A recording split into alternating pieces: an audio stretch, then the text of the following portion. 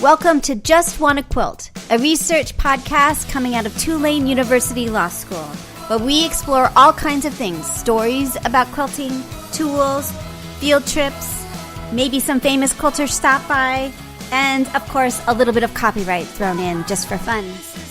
This is Elizabeth Townsend Guard. I'm a law professor at Tulane University Law School, and I just want to quilt. So today we talk to Beth Strand. She is, she's awesome. So she is a quilter, and she talks to us about charity quilting and some stories that, I don't know, it was a great hour. So come and learn about Beth. Tell me your name and I know who you are, but tell me your name and where you're calling from. I'm Beth Strand, and I'm calling from Oregon City, Oregon. Oregon City, Oregon. And tell me your first memory of someone sewing or quilting in your life. That would be my mom. My mom sewed. She didn't sew because she loved it. She sewed from economic necessity. Yeah. And my first memory of quilting is actually sort of family quilting legend. Yeah. My grandmother made quilts, but, you know, I'm kind of far down the line. My mom has a big spread out family, and she's one of the youngest, and I'm her youngest. And so the quilts that she made had been loved to death before I ever remember them. Yeah. But there were stories about them. There were actually, like, one of the quilts had a hole in it, and my brother and sister, the oldest ones, used to watch scary movies, and my brother used to make my sister peek out the hole to see if the scary movie was over. You know? I like that. So there was quilting sort of like legend lore in my life. Yeah. That's so great. I love it. Quilting lore. That's so great. Now, when did you start quilting? When I was 19. And why? I had always wanted to be two things, a writer and a quilter. And I remember reading the little house books when I was like 6 or 7 and trying to sew squares together myself, like Laura and Mary were doing with their patchwork. And I remember in high school, you know, Women's Day used to run the occasional quilting pattern, but they were very, very old school in that you got a graph. Mm-hmm. Like there was a quarter sheet page in the magazine that showed you want to make a template this big. Yeah. No actual templates. And I remember trying to get a friend of mine who was better at geometry than I was to help me figure out. Right. That's the challenge, right? To have to put it all together in that way. So tell me about your quilting life now. Like, what is it? Tell me about your quilting life. So I always tell people that quilting is a socially acceptable obsessive-compulsive disorder. Totally. You know, I like that. It's true, right? It makes your family gets a little, at least mine is a little weirded out by my obsession. Well, mine have grown up with it. Yeah. I started quilting at 19. At 19, that's right. And so they don't know you any other way. I've never known anything else. See, this is a good thing. So they think it's totally normal that we'd go on a vacation and Mom has to stop at every quilt shop in the region. Now, did you train them well? What did they do? What did they do when they were little? When you would stop? Well, my youngest one was so familiar with all the quilt shops in our immediate area that she had like little cubbies. She would go into the quilt shops. One of the quilt shops near us had the big bins basically that are where the fabrics go. Uh-huh. And where the bolts were stored, she would have one. She would find one that wasn't quite full and curl up in there with a book out of their little kitty area. Oh, that's great. I love it. And just that just felt comfortable in and pick out fabrics. And I think that's great. I think that's great. When she was 2, she's almost 3. Her cousin was staying with us for a few weeks in the summer who was 9, and I taught her how to quilt. And she made a basic 9 patch, and to keep Sarah occupied, I gave her a little stack of 2-inch squares. Watercolors were big back then. And I gave her a box of 2-inch squares and a little space on the gridded flannel wall, and she put her little squares up. And so I sewed them together. And when I showed them to her, she looked at them and said, the yellow is supposed to be in front, because I was holding it upside down, and there had been a yellow in the top left corner and a yellow one in from the bottom right. And I was amazed that at, That's amazing. Nearly 3, she actually was right. designing. So interesting. You know, she wasn't just throwing random squares on a wall. Right. Now, did she take up quilting at all? She quilts a little. Both my girls know how. I wouldn't define either of them as a quilter. Yeah. But they both love fabric, and they love when I make them quilts. That's very sweet. Mine does a lot of my buying for me. She's an artist, and so she's got a sense of color. And she does quilt. She's been quilting since she was 5, but it's not her. She usually does it for me. You know what I mean? Like, she'll quilt with me for me, not because she wants to quilt. So, but she's I was really excited that my 18-year-old was 19 now, but she came up to my sewing room, and I was working on scrap vortex blocks. And she looked at me and she said, "Can I make one of those?" And I was like, "Oh, go for it. I would love that." It's totally like, this is love. This is wonderful. Exactly. This is my new favorite block. Right. So funny. Okay, so when we first started, you said you were doing a non-hostile takeover of the 3rd floor. So tell me, I love your phrasing of things. So tell me what that is. I think we all do non-hostile takeovers, but tell me what you're doing. Well, my house is it's a neo-traditional, so it's built to look like a house from the 20s, sort of a craftsman style. And the 3rd floor, which would be an attic in a house from that era, is just one big bonus room, but it's sort of T-shaped. And when we first got the house, I sort of envisioned this multi-use area. You know, I could have my sewing in one area, and the kids could play, and I'd be able to see them, and so on and so forth. And when the older one was in high school, it wasn't uncommon for 15 or 20 kids to be at my house watching movies on the 3rd floor after the football games on Friday night. That's great. You know? And then as my younger one got older, she's more of a go out and do things kind of kid. And one day I was looking around thinking, wait a minute, why am I stuffing myself or attempting to stuff myself into one end of this room? Yeah. When I could have the whole thing and no one else in the house would care. Totally. So I got rid of the futon, which had been here, you know, to have a seating area. I pulled my 2 sewing machines that have drop-in tables and pulled them so that they're one section of the room and they face the TV. Mm-hmm. So, and now we're working on a 3rd little area. I've got a couple of friends I'm teaching to quilt, and they're helping me get it all reorganized and reset. So that's so it's going to be an amazing space when it's done. I love it. Yeah, and I mean, I think, you know, when I was explaining to the provost why we needed space for our project, I was like, well, first of all, I think it's kind of a feminist act and kind of a room of one's own, kind of like, we've earned the space, like we've taken care of people and done things, and now it's our turn to take over the house. But he was like, he didn't quite get it. So it was like, no, you don't understand. Like, we as quilters, we take over things. Like, we want space, and that's a beautiful part of the experience, is the expanding out, I think. Well, and it's interesting because you wouldn't think twice about a woodworker having a wood shop. Yes. Well, this was my argument to him. There's an understanding. That's right. So I said to him, you know, we have a makerspace that's all these like woodworking and metal and 3D printers. And I'm like, a quilting space, a craft space is the same thing. It's just that you can't, he's just having a hard time understanding what that was. But I was like, it is. I mean, like, we've earned it. Like, we want the space. Everybody else has had the space, and now it's our turn to have space. That's kind of that's my little rant of space. But yeah, so non-hostile takeover, And it needs the space. It's not like we're just being like, oh, we want space for space. It's not like I get more square footage kind of thing. It's like everything we do takes up space, right? The machines and the fabric and keeping organized.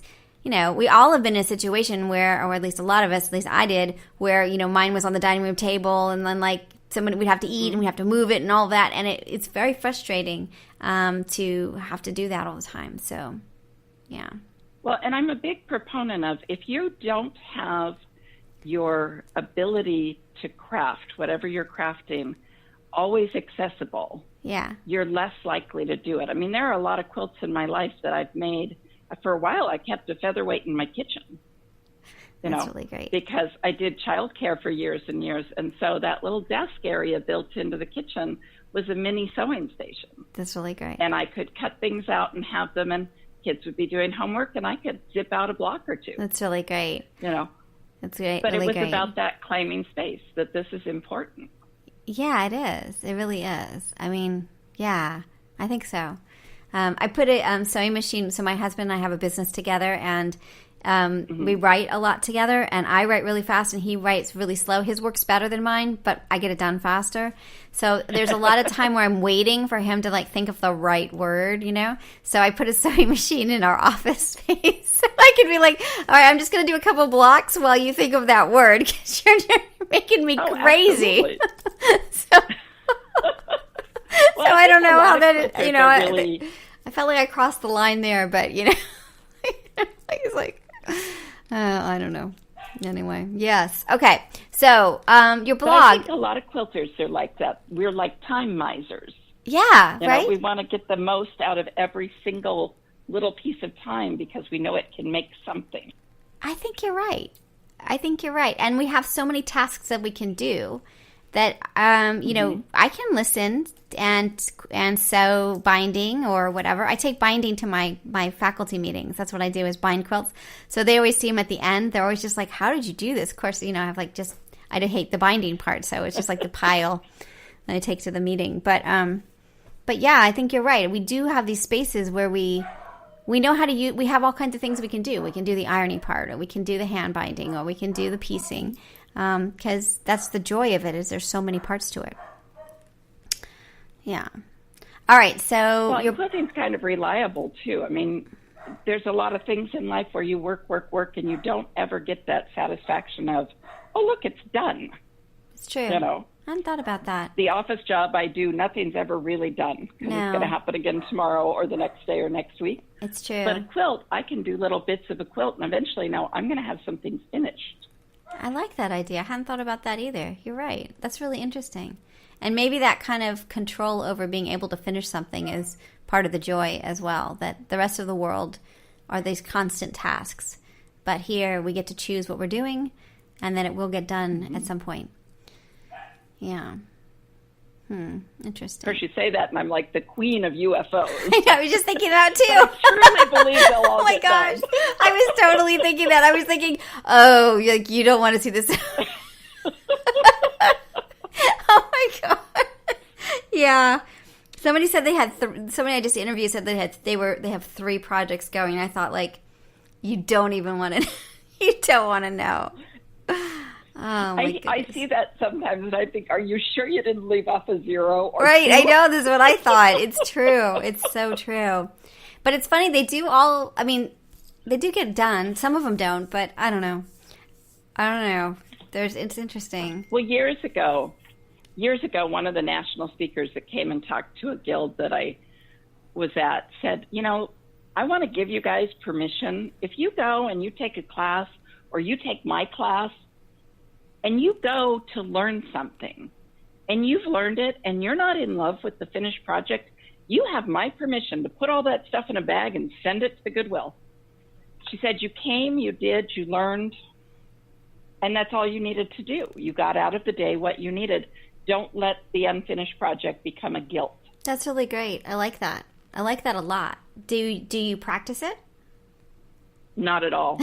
In fact, I end up acquiring other people's UFOs.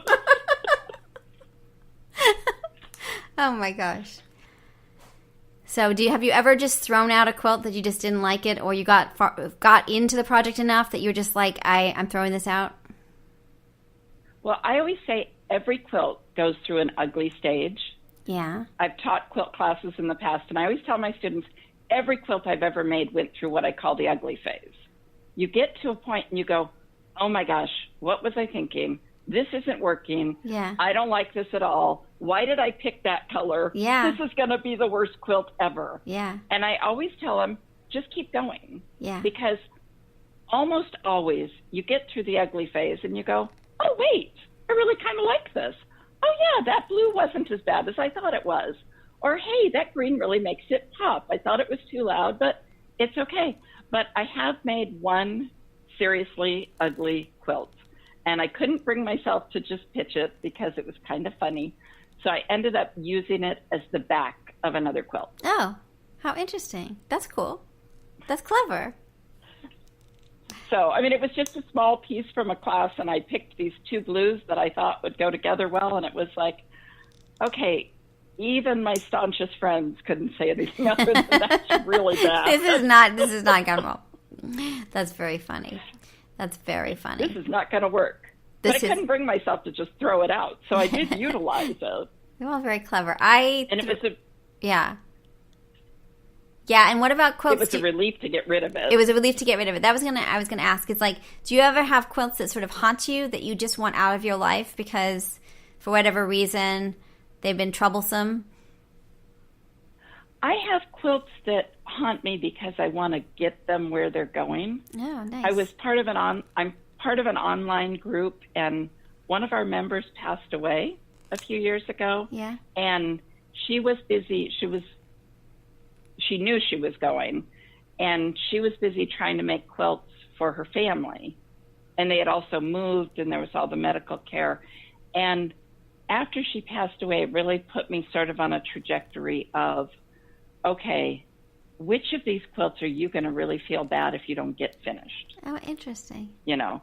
Yeah. So there was a big quilt I had made for my husband with mariners' compasses and eagles out on the side, like the old Revolutionary eagles. And it had been sitting because sometimes I get stuck in the perfectionist cycle of, but I want to finish it really, really, really well. Yeah.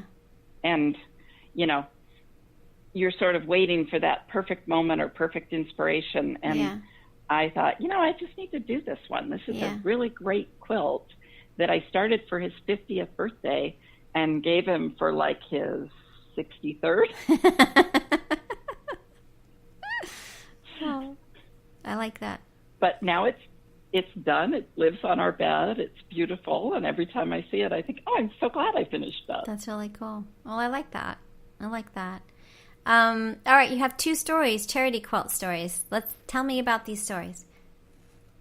So I've always done charity quilts. I feel like there's a lot in life that we don't have enough power to stop. We can't house everyone. We can't stop every abuser. We can't make every parent be a good parent, you know. And so making charity quilts is sort of my way to put some love out there in a way that helps somebody I don't know. And so I started a group after one of the hurricanes it's got to be about 16 years ago now. After one of the hurricanes, I started a group at church, and we made a bunch of charity quilts, and we sent them on. And then schedules got busy, and things kind of, you know, things flow in life. And so I had all this fabric that I wanted to use for charity quilts. And there was a group doing a program called Quilts for Kids. And it's not the big national one. It was a local one before that. And that was started by a woman who had 2 neighbor girls who went in and out of foster care. And she made quilts for them. And then she started making quilts that went to our local, it's an emergency intake center, where kids who are taken from a situation for whatever reason are sort of processed there before they can figure out, is there another adult relative they can go to? Are they going to emergency foster care shelter? How is that all going to work? And this group was making quilts for that intake center, so that when kids came into that situation, they were given a choice of quilts. And so I started working with my daycare kids at the time, and I just cut big squares, 6-inch squares, and I would let them design the quilts. And we were making sort of baby toddler size quilts. And they would design it, and then I would sew it up, you know, a lot of times with them like getting to push the pedal on the sewing machine, and border it, quilt it, and bind it. They'd take it for show and tell at school, and then we'd donate it. And I used to tell them, someone is going to get this quilt on the worst day of their life. Yeah. And you will never know who that person is. But if you can do one little thing that brings them some comfort in that situation, you've done a great thing. And so fast forward a little bit, and just about the time I thought, okay, my daughter's going into middle school, I'm going to, she was starting her sophomore year of high school. I was going to go back into the regular workforce and, decide what I wanted to be when I grew up. And we ended up adopting one of my childcare kids. Interesting. Who was 8 years old. And she came to us with a Project Linus blanket. Oh, my goodness. And it was like, oh, wait a minute. All these years I've been making quilts for someone else's child, and somebody else made a quilt for mine. Oh, my gosh. You gave me goosebumps. That's huge, right? That's huge. It is. And so, in fact, she did a project while she was in high school where she made another round of quilts with the kids and donated another 9 quilts to the program, which was really cool. But about the time, now see, we got her when she was 8. I knew she'd had heart surgery, but I didn't know the extent. When you're not the parent when it happens. Yeah. I knew she'd been born with a congenital heart defect, and that they did a surgery when she was born, a surgery when she was about a year, and another big surgery, a full open heart, when she was 6. But I kind of naively thought, oh, well, they fixed it. And then when she was going into high school, I was having a conversation with her cardiologist about what she could and couldn't do because she wanted to do sports. And we'd always had restrictions on what she could do. And he said to me, well, that, this is not permanent, that she's still going to need a transplant. And I went, she's going to need a what? Wait, I thought you guys fixed this. What do you mean she's going to need a transplant? And he said, no. He said, with a Fontan was developed to get kids with hypoplastic left heart syndrome to get old enough so that they could be accessible to the adult transplant pool, because the adult transplant pool is wider. It's very hard to get an infant heart transplant. And so just weeks before this, my cousin had come to me, and he's a coordinator with the donor program.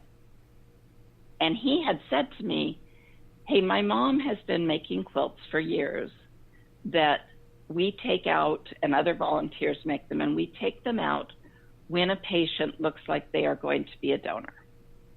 And we put those on the bed so that while the family says their goodbyes, it's more homey, it's warmer, it's not just a cold hospital sheet. And then the family is given the quilt to take with them. And he had asked me if I would start making some donor quilts. And I had agreed. So right after that, I found out that, oh, wait, once again, we're full circling here. Right. And then 2 years ago on Labor Day weekend, my older daughter's, one of her best friends had an AVM. Beautiful, healthy 23-year-old. And he ended up becoming a donor. And it was my cousin's organization that was the donor program for that area. And they ended up bringing out a quilt. It was not one of mine. Oh, my goodness. that I had donated. But they had ended up bringing him out a quilt. So it was just really touching to think again that, hey, here I am in this situation. Yeah. This horrible, awful, tragic situation with my friends making the bravest of choices. Yeah. They allowed his final act to be he saved 7 lives. Wow. And, and these are the kind of people whose lives I'm touching when I'm making these donor quilts. And someday, I'm going to be the family waiting for the call that someone else made that brave choice. And so it's just kind of that cool little That's really full amazing, isn't circle. it? That's huge. Although I always like to say that, you know, the way technology's going, they can grow you a liver. Mm-hmm. So my goal is that by the time my daughter needs a new heart, it's going to be like a Chia Pet kit they send home with you. Here, grow this at home. Come back, we'll install it. I like that.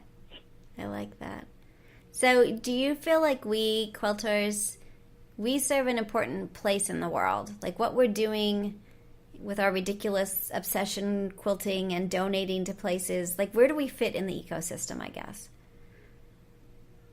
I think it matters. I think it matters because when you do good for someone out of nothing more than wanting to help, Mm-hmm. you know, I really believe, you know, I don't mean to sound too woo-woo, but I really do believe that when you make something, it's imbued with some of the caring I that you made agree. it with. I say this all the time. It's so weird. Like, I feel like when I'm doing it, I feel like I'm putting love into that. Like, it's more than just sewing the fabric together. And when I pick up a quilt that's been made by someone I don't even know, I feel like maybe it's just like I'm, you know, putting on. Maybe they're like they were really angry quilting or something. But I always feel like, you know, that's something. You know, there's something more there than just that someone. You know what I mean? It's more than just the manufacturer of the quilt. Exactly.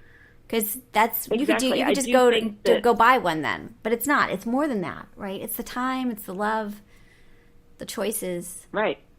Yeah. And it's that creative energy too. I mean, you're literally putting your creative self into the piece you're creating. That's right. It's like with a painting. I mean, there's something about a painting, like when you go to the Louvre. Yeah. And you see the paintings there that you've seen in the history books and you've seen them in prints and you've seen them, but they are not the same. They're not the same as seeing that work that the maker made. Yeah.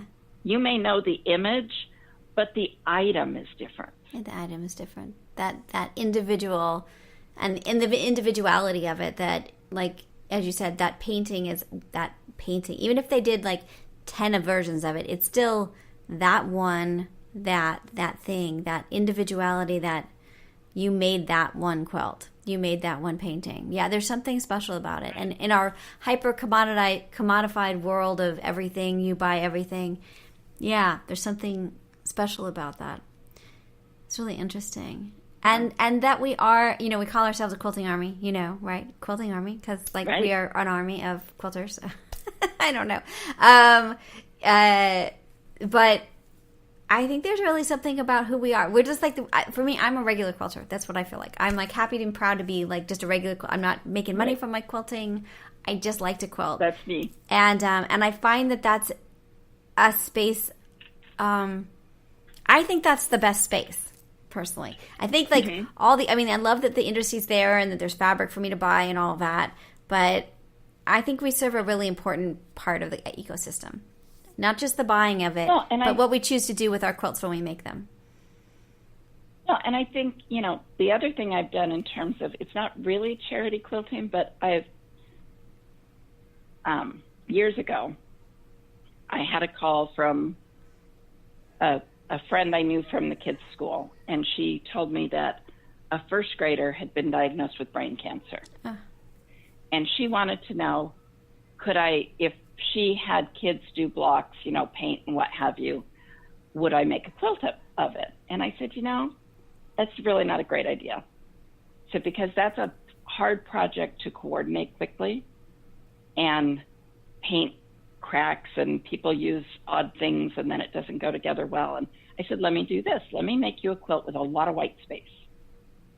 You go buy fabric pens and then give them the quilt and let their friends all sign it, draw on it, do whatever to it. And so we did that. And I've actually done several of them since. I had a friend who lost 3 limbs and a part of a fingertip and a lot of a lot of complications from a really nasty blood infection. Oh my gosh. And I made a quilt and brought it to her hospital room because she was in the hospital for 2 or 3 months. And everybody who came would sign the quilt. Oh my gosh. And it's really fun to see the before and after because the quilt, I did a sawtooth star, so the centers were white and it's white around it. And it was very pretty when it was done and quilted and pristine looking. But all of those people putting their well wishes and their kind thoughts and their little drawings and things on it, it is beautiful. That's really cool. Because there's I that, love it. It's like a quilted piece of community. Yeah. That's so interesting that you're saying that. She can wrap herself up in it. Yeah. And know that we're all thinking of her. That's really cool. That's so funny. We've been looking into inscription quilts, which are, inscription quilts were a 19th century thing where you would, do you know about these? Right, so. Oh, yeah. Right, so tell, in case people don't know, tell them what an inscription quilt was. So it was, at various times, there have been group quilts where people did signatures, and the signatures were used for a lot of reasons. There were times, you can find some old quilts. I saw one recently, and I can't remember where, but you could pay to have your name embroidered on a quilt. Right. You could contribute a block. There's friendship quilts and subscription quilts. The friendship quilts often had a lot of signatures. I have a Sunbonnet Sue and overall Sam that a friend picked up for me at a garage sale for, I think, $8 from the 30s, and every one of the blocks has somebody's name embroidered on it. It's really cool. And that's more of a friendship quilt. Yeah. Subscription quilts were used to raise money for things. Right. And you paid, I've seen one that you paid a nickel to have your name embroidered on it. And of course, this is back when a nickel was a lot more money. Right, right. and so they were used as fundraisers. Right. Well, and the Women's Temperance Union had some. It's a tradition. It's a tradition. That's right. So we're thinking of doing this for we have a booth at Houston Quilt Market. As you know, I'm a little upset. My obsession comes from my pure panic over the booth. Like that's where I'm at. It's like total panic. But that's one of the ideas is to can't quite figure out how we're doing it, but to do that so that we have a record of like who's in our be part of the quilting army and put your name on this quilt and right. Sort of thinking through that and either doing it as embroidery machine or with a marker or can't quite figure out how we're doing it yet, but just have like a physical like this is what happened over these 5 days and look at who came and have something that isn't just we got your email address because that's a bit dull. Right. Something that marks the occasion of it's kind of our coming out party, right? Like it's our first big thing out in the world. So. Oh yeah. So. Well, I'll send you pictures of the ones that I've done. I would love it. It works really well. Yeah. We actually, when our friend Garrett passed away, I made one for the funeral. Uh-huh. And people signed that one at the funeral. That's really cool. And then in that same last year before last, and we had a coworker of mine got quite ill. He had surgery and had complications, and I work in a school, a special needs school. So with the help of another friend, I quickly made one up for him, and we had all the kids sign it. That's really great. So the kids and the staff signed it, and we sent it off to his hospital, and he's back and doing better, which we love. But that same time frame, and I don't know if this happens to you, but sometimes I start a project and my brain goes, oh yeah, let's do 16 blocks. They're 12 inches. That's what I need. Right. And then you get going and you go, oh wait, I really only needed 9 of these. What am I going to do with the other one? I did that with a crocheting project. I just kept going, and I had 2 full blankets when I finished. I didn't realize how much I was crocheting. It was pathetic. Just like this takes a lot. Well, yeah. And so we had a cheerleader at my daughter's school who had severe complications from the flu and passed away just at the beginning of spring break. Oh my goodness. And the cheer coach is a friend of mine. So I sent her a message and I said, hey, I heard this happen. They were keeping it very quiet till the kids got back in school so they could have counselors available. And I sent her a message and I said, this happened. And I'm, horribly, horribly sorry. I know you're heartbroken. Do you want a signature quilt? And she said, yes, please. I whipped it out with the start of those blocks that happen to be the same color as the school colors, and gave it to her. And one of the coaches came to me and said, I just want to tell you, with everything we had available to those students who were in the grief room, it was the quilt they gravitated towards. So interesting. Why do you think that? We had therapy dogs and counselors. Why do you think that is? Is that because it's tangible, that they could put a message on there or sort of publicly, like, what is it about the signature quilt in a time of sadness that makes a difference? I think it is that it's tangible. I think it's the fact that it's something comforting that you can touch.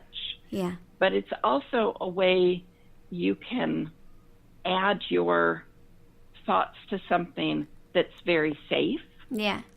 For a lot of people, writing a condolence card, especially students, writing a condolence card, you don't know what to say. Yeah.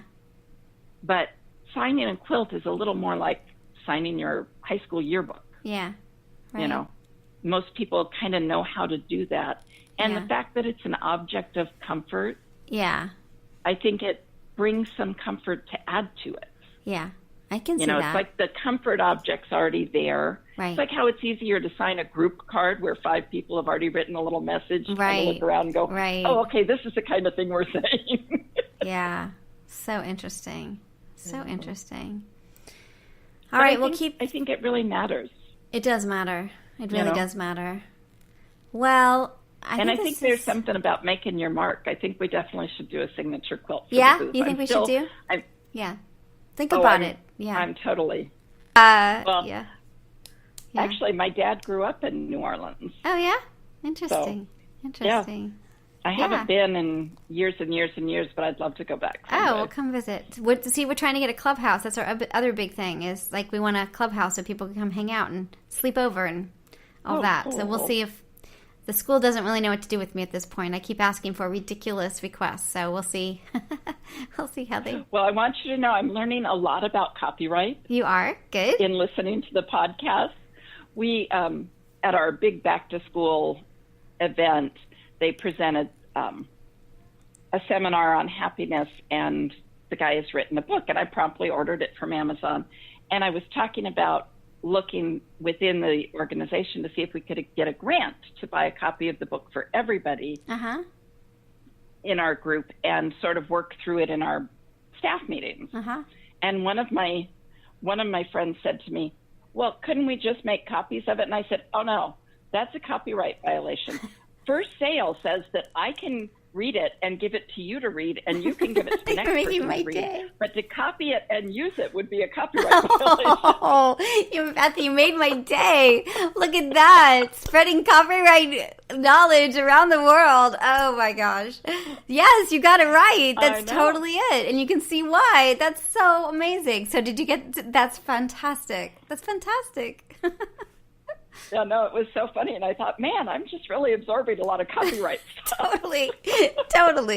It's just like, it's a sneaky thing, right? It's just... It is. It's kind of like when you're reading books to your kids that have that little bit of science or, Right. It's like Miss Frizzle, it was a great show to watch, but my kids sure learned a lot about math and science. Totally. Well, and people keep asking me to do why don't you do a series of copyright stuff? And I'm like, that's going to be really boring. like really? You want to just listen to For Sale? I mean, we'll eventually have a book and all that, but I think it's better when it comes up in just, real life. You absorb it better, I think. So, but yeah, that's great. That's so great. This is so great. It's fascinating because also in listening to you talk to people, I've kind of realized that I'm like one of the second wave quilters. Yeah. Because I was, 13 in 76? Yeah, we're about the same age. And, yeah, right. and my mom and my sister and people around me were making crafts. I still have the Woman's Day needlework book that came out in celebration of the bicentennial with all the patterns. Amazing. But I remember when I first started, like my first quilt I made was an Eleanor Burns log cabin. Right. And I think Very I have cool. one of the original 1,000 she printed because they're comb bound. Wow. Interesting. And that was back when she still recommended tearing your fabric, snipping it every 2.5 inches and tearing it on the grain. And the local fabric store owner, who was sort of on that edge of quilting, her husband had come up with a big new improvement. And that was, he was cutting 2.5-inch press board strips that were 22 inches long so that you could fold your fabric in half and draw a line on it and cut it with your scissors. Wow. Because that was straighter than tearing it. That's amazing, right? Look how far we've come. Now we have every gadget imaginable, right? And I have most of them. And you have most of them.